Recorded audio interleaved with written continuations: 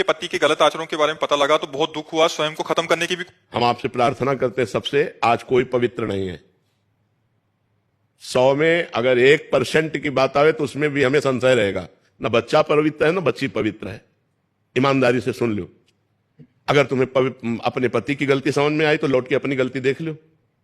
वृंदावन में बैठी हो, आप ऐसा नहीं कह सकती कि मेरे द्वारा गलती नहीं हुई, कोई भी नहीं कह सकता। इसलिए मुझे लगता है समस्या को सुलझाओ। हाँ, अगर गलती एक दूसरे की समझ में आ जाए तो आगे से गलती ना करो और संशय मत करो, प्यार बढ़ाओ।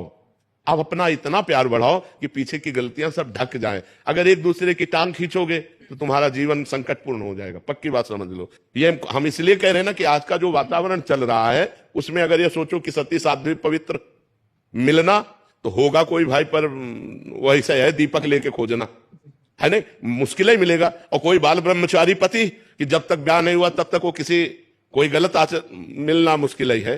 छोटे छोटे बच्चे हैं 12-13 वर्ष के, वास्तव में तुम के शिकार हो गए।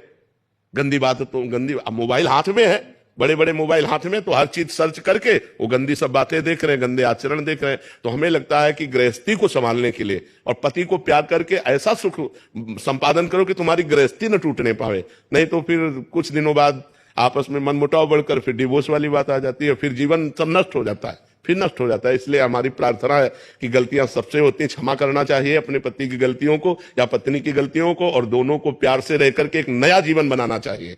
पूर्व के जीवन में मिट्टी डालो, जब से तुमने हाथ मिलाया तब से पवित्र जीवन करो, ना तुम किसी और पुरुष की तरफ देखो ना वो किसी और स्त्री की तरफ देखो, दोनों मिलकर जीवन निर्वाह करो, तब तो चल जाएगा। और अगर महाराज जी, अगर वो एक दूसरे जैसे ये हैं, पति नहीं सुधरना चाह रहे हैं, पत्नी नहीं सुधरना चाह रही है, फिर वो दूसरा रास्ता हो गया।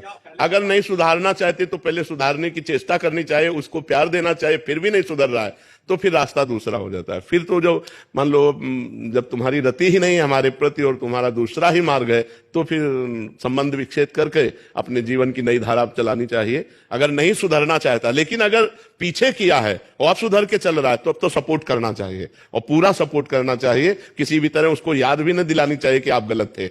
लेकिन अगर आज भी गलती कर रहा है और हम सुधारने की चेष्टा कर रहे हैं और नहीं सुधर रहा है और वो गलत मार्ग का ही अनुसरण करता है तो फिर रास्ता दूसरा आ जाता है कि आप